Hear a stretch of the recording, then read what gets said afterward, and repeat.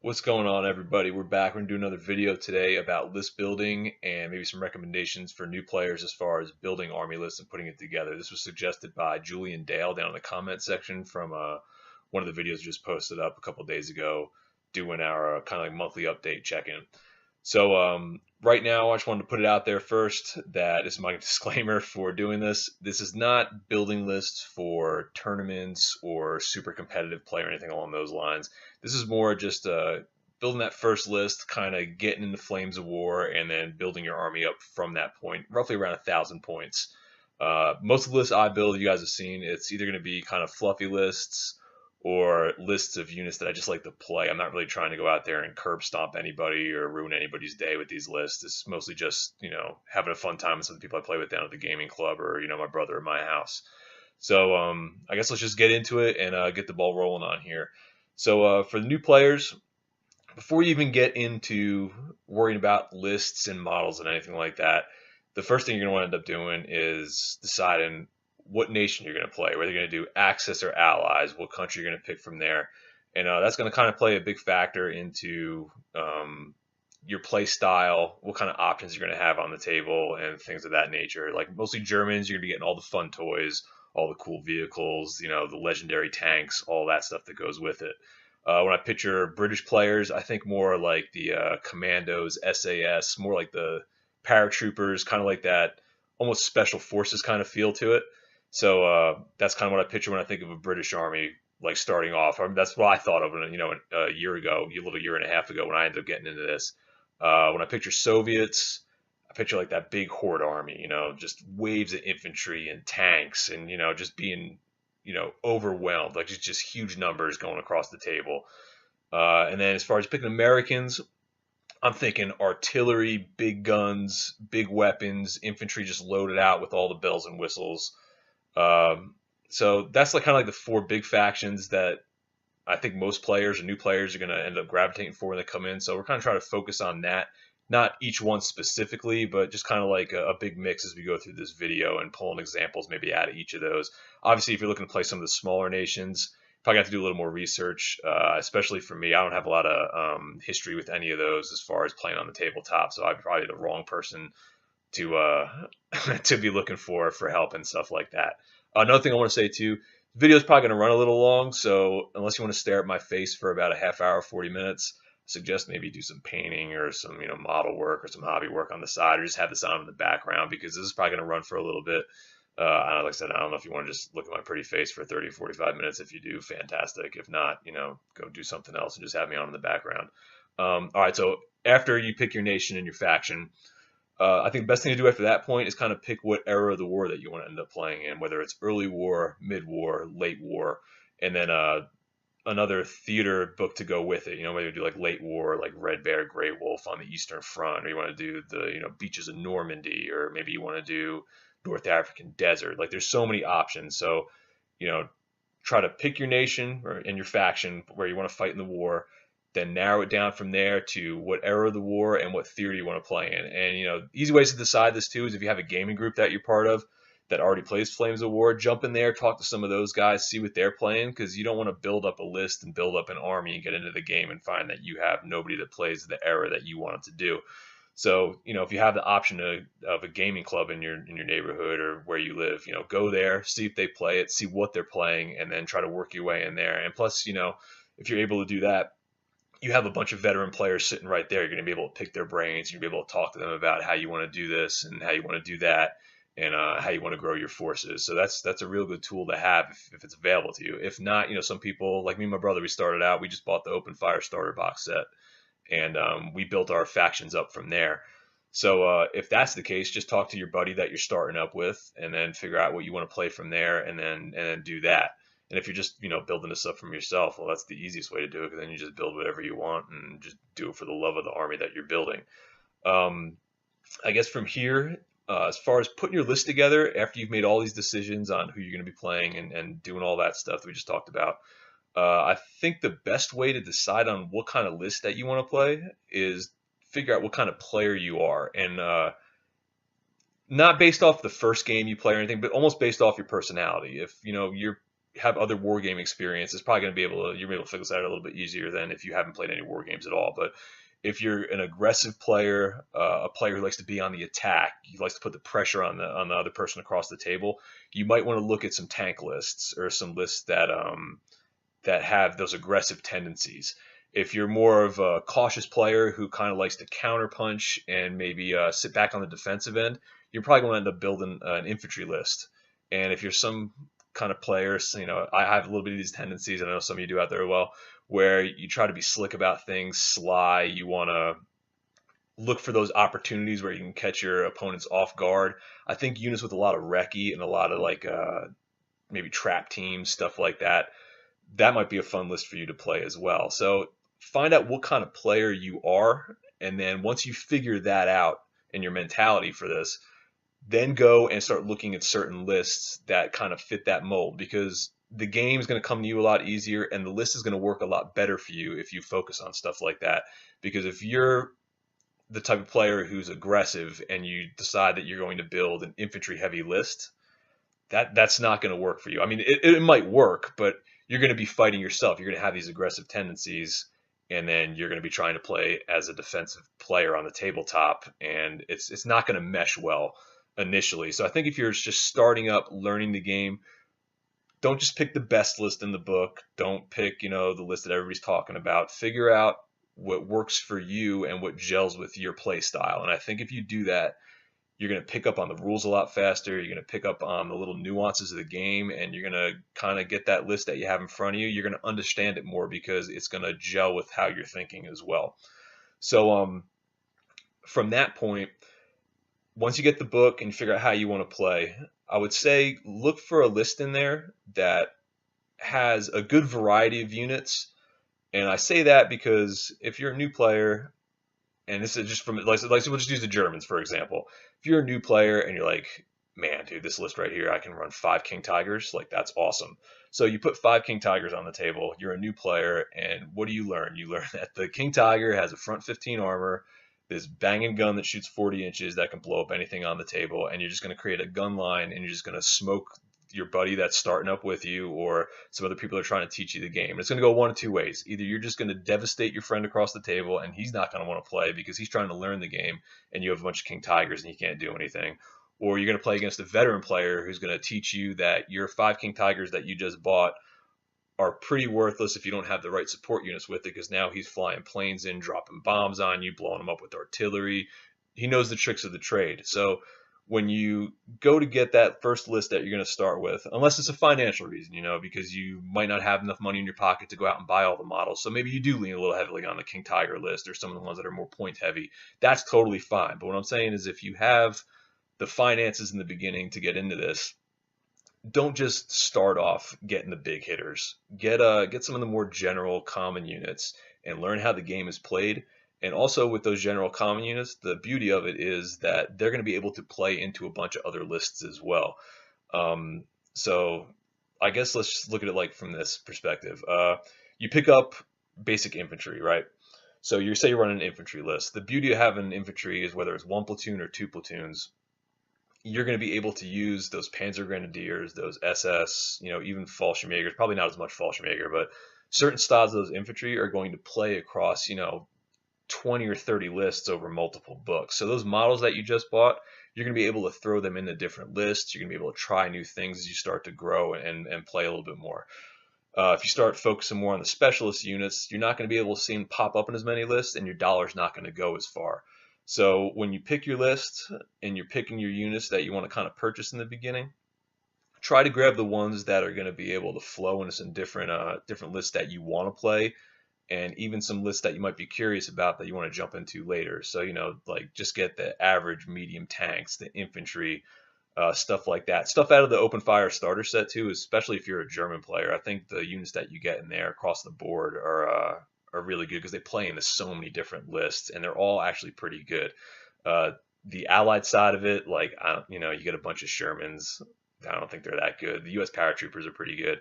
But I think that box set definitely for a new player who wants to grow into the hobby and build up a force, I think the German side of that box is really good. It's worth looking into if you haven't bought any models yet or anything along those lines. I know they just came out a couple months ago too. Some of the new starter army boxes. They got like Rommel's Wolves, I think is the name of one of them, and then they have Stalin's Bears. I think Patton has a box, and then there's one like Monty's Hounds, I think is what it's called. And there's like 4 starter boxes for some of the bigger factions in the game, and each of those are pretty good. I mean, you spend like roughly $100, maybe less if you shop online and find some of those 20% off discount stores.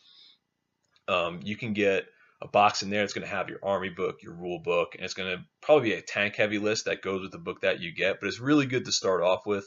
Maybe not the Monty's Hounds ones. I think that box comes with Comets, and I'm pretty sure Comets are only like in 2 books, I think late war. You guys can correct me if I'm wrong, but I'm pretty sure it's like late war, so you're not going to have a lot of options outside of the really late war books. But the German one comes with Panthers, like, so you got a lot of options there for mid-war and late war. Same thing with the Russian box; they have some pretty good options in there as well. So as far as starting off for models and stuff like that, look at the open fire box set and some of those box sets. They have a pretty good starting force in there. You get around 1,000 points, 800 to 1,000 points, I think is most of those boxes. Pretty good variety of units that play across a bunch of different lists, so that's kind of good there. What else did I want to hit on here? I guess, yeah, unit recommendations is another thing I kind of want to talk about in here. So when you're building your list up in the beginning, like I said, don't look for the heavy hitters or anything along those lines.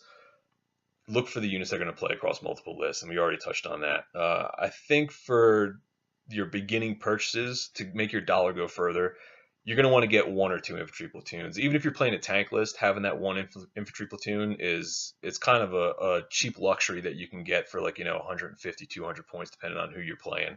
And it's nice because even if you're going to be mostly attacking as a tank player, to have that 1 platoon of infantry to kind of sit back and guard an objective that you're going to have to defend, and like a third of the missions, I think, even if you're attacking, it's somewhere in that range. I don't know specifically what the number is, but it's a decent amount. It's better to have some dug-in infantry, even if it's a small platoon, just sitting there guarding that objective, because that's going to defend that objective better than tanks or anything like that, because they can dig in, and they're just hard to pick out, man. They really are. They're hard to dig out. So definitely pick up at least 1 platoon. If you're running an infantry list, obviously 2 platoons, you're going to have to get it going, because that's what the requisite is for most infantry lists anyways, to have 2 platoons in there of infantry. Next up, I would say, if you're going to buy tanks for your tank lists, especially in the beginning, go with the medium tanks across the board, because it seems like those play in the most lists. If you're playing Germans, your Stug Gs, your Panzer IVs, they're going to be in tons of books. You're going to have tons of options for those, and they play across everything. Even Panthers, I know Panthers get a pretty bad rap because their points cost, and the front armor 10 is nice, but when you get some of their other stats, they aren't as good as some of the other tanks for what you pay pound for pound. But you have the option, you can play mid-war with them or late war, and they're pretty common in the books as well as far as going across lists. Same thing with Tigers too. I mean, starting off getting maybe like 1 Tiger tank or 2 Tiger tanks, it's not bad. It's a huge point sink, but they're going to play in a pretty decent amount of lists as well.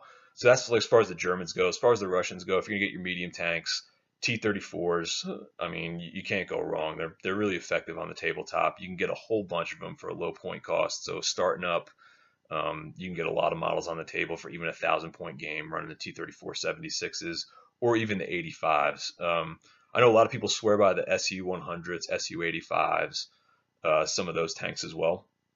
And they're really good. I haven't used them as much. I don't even own any. I've only got a chance to play with them actually 1 time. But they do play in a lot of the Russian list. You have the option to bring them in there. So that's not a bad deal to pick up. Plus, I think you can get 2 of them for like $13 from those small open fire box sets. So that's not a bad way to go either as far as building up a small tank force. You can get them like dirt cheap through Battlefront or, like I said, another retailer. So yeah, I would say if you're going to start with unit recommendations for most forces, definitely get 1 or 2 platoons of infantry, because you're going to need them and they're always going to play regardless of what list that you use. And medium tanks as well. I mean, they branch out into so many lists. They're really good to have. After that, I think AT guns for me, I would say, would be number 3 on the list as far as things that are worth picking up, especially German player. I mean, you get the Pack 40, they have a bunch of different anti-tank options as well. I mean, they play into every list. They're super effective. They're decent for guarding objectives if you at least bubble wrap them a little bit, and they're good enough at popping tanks at distance where you don't have to rely on bringing a tank platoon or multiple tank platoons to take out the enemy's armor. So at distance. So I think they're really worth picking up, especially if you're a German player. Pack 40s are gold. I think they're one of the best things that a German player can put on the table. I mean, I know I fear those more than I fear Tigers and some of the other big hitters that they put on the table. Just Pack 40s are just a nightmare. I mean, they really are. For Soviets, you got the option for the Ziz guns or the 45 millimeters, some things along those lines. I like the Ziz gun. I just painted mine up, and I'll probably start playing it. You'll probably see it maybe next week for the next battle report coming up after this video airs. For the 2-shot strength 9, or if you go with the Ziz 3, that's really effective too. 3-shot strength 11. You're going to be able to at least make most players that are bringing medium armor up the table think twice about coming across in the open, or think that they're going to get to your lines without taking some casualties. And they're dirt cheap points cost, so they fit into your list really well for starting players that are going to be playing around that 1,000 to 1,500 point range, just getting into the hobby. So AT guns for the Soviets as well, pretty good points. I know for the Brits too, you can't go wrong with the 6-pounder as well. So I think AT guns across the board, it's worth picking up at least 2 of them because they're going to play in pretty much every list. I know the Soviets are going to need 4, but I think you can get away with 2 Pack 40s for the Germans. And I'm not sure. I think the Brits, I think you can play 2 or 3, or maybe you have to take 4. I have to look that up. Don't hold me to it. Do a little research on it and see. But I think you can take less than 4 for the 6-pounders, but I might be wrong on that. But yeah, AT guns, definitely a way to go. I think after you get the AT guns, medium tanks, infantry, start looking into getting some smoke if it's available to you. If you're a Soviet player, you might as well not even look at that because you don't even have that option. But if you're like Germans or another allied player besides Soviets, and you're starting off small mortar teams, just the ability to drop smoke is going to open up a lot of avenues on the table for you. You're going to be able to smoke up some units that are going to, just rip you to shreds, force them to move, get their rate of fire down, smoke out observers so you don't get blasted with artillery all the time. Options like that. So it's definitely worth looking into getting some smoke units. I would say in the beginning when you're building up your force, I would say go one of 2 ways. Either get the smaller mortar teams like the 8 centimeters and stuff, just like the small mortars, not the heavy mortars initially, because you're going to be able to still pin units. They're low point cost. You're going to get smoke. There's a lot of good options there. Heavy mortars are nice, but some of the times you don't get the smoke option with it, and it's almost just like a cheaper artillery. So it's like in between the mortars and arty. So I would say stick with the small mortars first if you can. And like I said, they play across a bunch of lists as well. They're pretty good pickup for low point costs, especially if you only have like 100 points you need to fill into a list. They're a really good unit to have there, and they function really well. Not offensively as much, but more of a support unit. If you have this list that you're looking at and you notice there's like maybe 200 points just sitting there and you don't know what you want to put in that spot, throwing some artillery in there is always pretty good, especially if you're Russians. I mean, you can go the Red God of War route. I mean, their artillery is pretty cheap too. I think you can get the 122s for like 140 points or something like that. They have pretty decent firepower, good range. They're really good bang for your buck. If you're an American player, it's almost a no-brainer. Go out there, get the artillery, and you're gonna have a blast with it. All the rules that go with it are really solid. German players, I think Arty's pretty good, but I think you have so many more fun toys out there to pick from. It's almost better to go with some of the other stuff. I mean, when you play in Germans, you're gonna want to be mobile. You want to be able to hit fast, hit hard. I think like the tanks and stuff like that, they play a little bit better. And then if you need smoke support, that's when I think you just bring those mortars, because the artillery support for the Germans can get expensive point wise and money wise too. Like buying those artillery boxes from the Battlefront range can get a little pricey. They're bringing in more plastic now. It'll get a little bit cheaper, but some of the stuff is still up in like the $60, $70 range.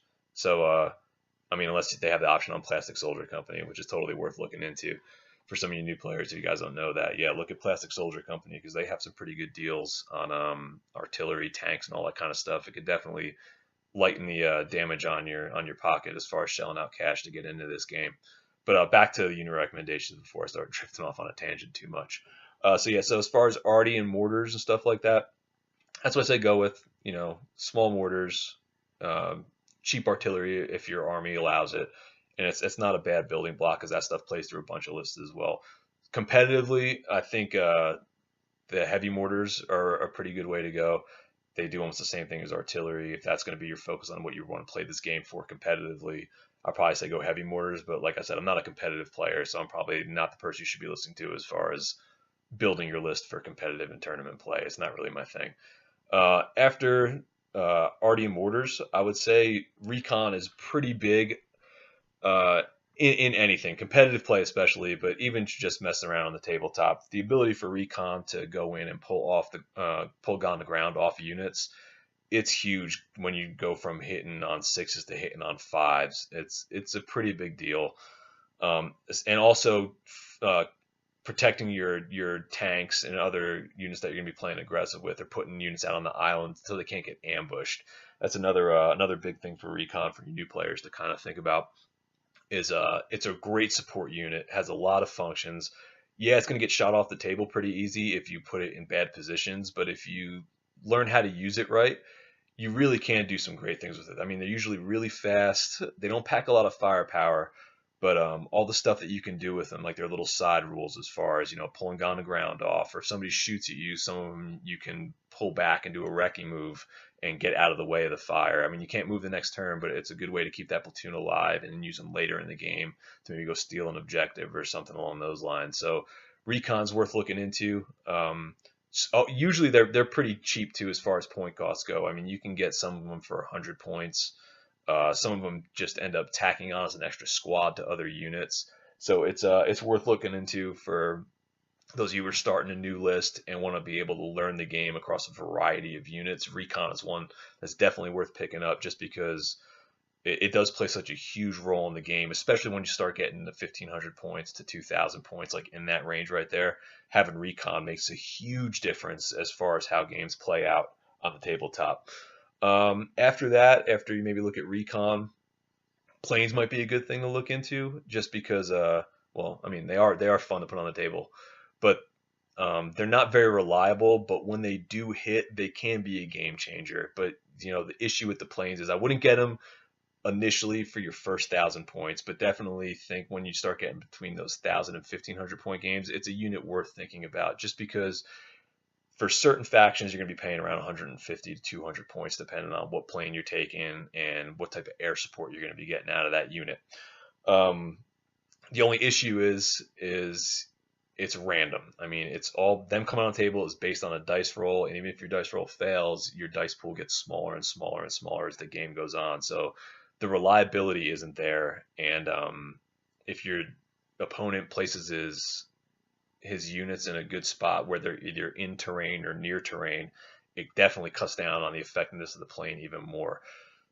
From my experience using the planes, it's literally feast or famine. It's either they show up and I mean they'll just devastate somebody's list on the other side of the table and it's awesome, or you sink 150 to 200 points and you get absolutely nothing in return out of them.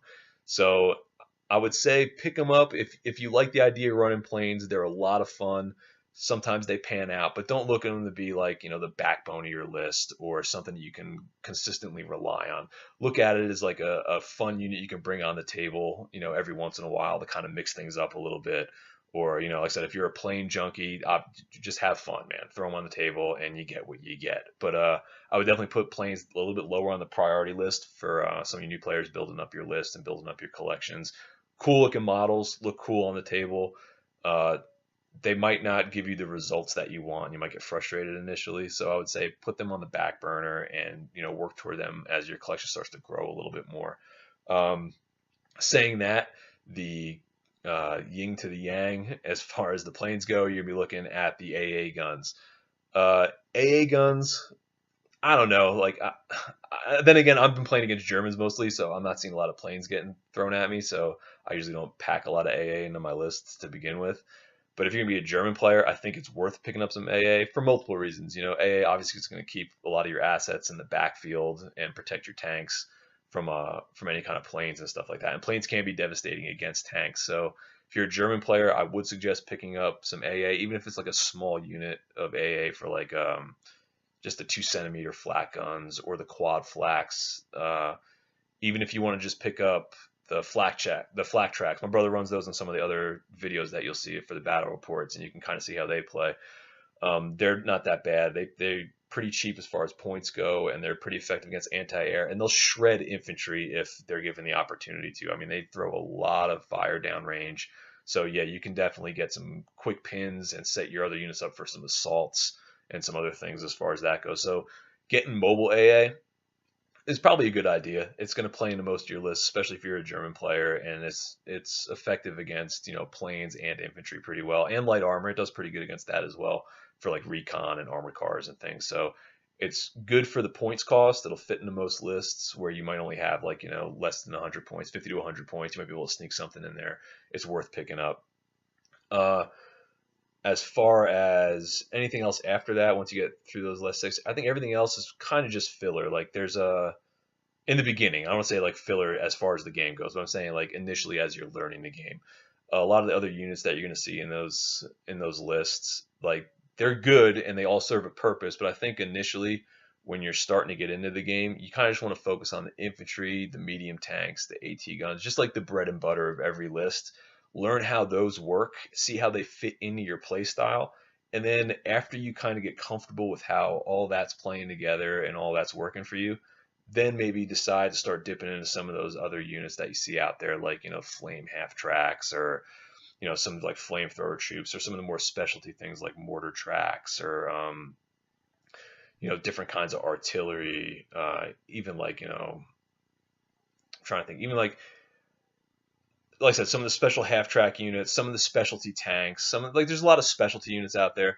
Put those on the back, learn how to play the game, learn how the regular units function that you're going to see in every list, like I said, the backbones, and then focus on the filler stuff. Don't get too caught up in the fun toys. I mean, if you want to add like one to your list in the beginning, by all means, hey, it's your money, go for it. But I would say you'd be doing yourself a disservice initially if you just throw in all these big flavor units and you don't have the right support, or you don't have the right knowledge of the game initially, and it's just going to it'll get frustrating for you, I think, right off the bat. You'd be doing yourself a disservice because you're not going to have the right stuff to support these units, and they're not going to be able to support the type of units that they should be supporting on the table.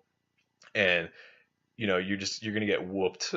You're going to get whooped in the beginning. It's just how it's going to go. And even if you have a regular list like I've been talking about right now that just has like those standard units that play fairly well for general game and branch off and other stuff, you're still gonna get wrecked in the beginning playing as well. It's part of learning the game. So I would say don't get frustrated with it.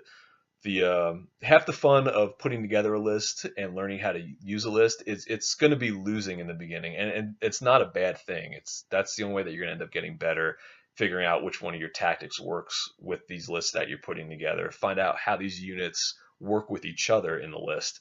So, you know, losing in the beginning, you're gonna get frustrated a little bit, but I'm telling you, get past the frustration and focus on what's actually happening and why you're losing. And if you do that initially, you're going to figure out your list so much faster. You're going to figure out what works for you, what doesn't work for you, and you're going to become a better player a lot quicker, opposed to you just if you lose initially and then you just wipe a unit out of the list being like, oh, these guys were garbage this game, I'm buying something different. Don't do that. Learn how to use that unit, because not every unit is garbage just because you have a couple bad games with them. It might just be bad dice. You might not be using them properly. And half the fun, I think, of this game, more than some of the other games that I've played, is learning how these units play on the table, not by themselves, but by how you use them tactically, what situations you use them in, and how you use them with other units in your list as far as supporting or being supported. So I hope this kind of helps out you guys as far as, well, you new players, you veteran players, you guys are way beyond this, but some new players out there who maybe have some questions about list building, or, you know, building your force up from the beginning. I hope this helps you guys out a little bit. If you have any questions or anything that you guys want to throw my way, you know, that I can help you with, please feel free. I mean, I'll help you guys the best that I can. Some other good resources too. I mean, the Flames of War forums for new players, like whether it's learning rules or tactics or anything along those lines, the Flames of War forums are actually really good. They got some really good knowledgeable people on there that that keep up with going on there and answering questions and doing all that kind of stuff on the forum. So you throw a question up there, you're going to get an answer back relatively quickly. So it's worth looking into. They got a ton of info on there from previous conversations. And even if you have some new questions, those guys over there, like some of the veteran players, they're really active over there and they're really good about answering stuff. They're not up on a pedestal. They're not condescending. They're really welcoming to new players. I went over there initially too, and I had a bunch of my questions asked. They're really, really good about that kind of stuff. If you're on Facebook as well, there's some really good groups on there. There's like a Flames of War. It's an unofficial page. It's just a group of guys on Facebook. They're really good over there. There's a Flames of War German group and Soviet group that I'm also part of on there, and they have a great group of players on there. I mean, they throw lists out there. They talk about that kind of stuff, even hobby and painting stuff and all that kind of stuff for new players that kind of set you in the right direction for all of those things as well. They're really good groups on Facebook. I think there's like 1,500 members, super active. I mean, you go on there, you can get an answer back in like 10, 15 minutes. I mean, there's always people popping in there, talking, sharing information about all sorts of stuff. So those are some really, really good resources for newer players as far as getting your questions answered and looking at new ideas as far as lists and hobby and all that kind of stuff go. Like I said, if you have any further questions that I can help you with, please send me it. I mean, you can send me a message on the YouTube channel, send me an email at theacceptablecasualties@gmail.com, and I'll try to get back to you guys as quick as I can and help you guys out. I hope this was helpful for some of you new players. I hope I hope this puts you guys in the right direction as far as, you know, getting started, getting into the hobby, getting your stuff on the table, and just enjoying the game in general. But thanks for watching. You guys got any more ideas for any kind of segments like this or any other questions you want to ask, send them my way, and I'll try to do a video on here to help benefit everybody. Like I said, thanks for watching. We'll do it again soon.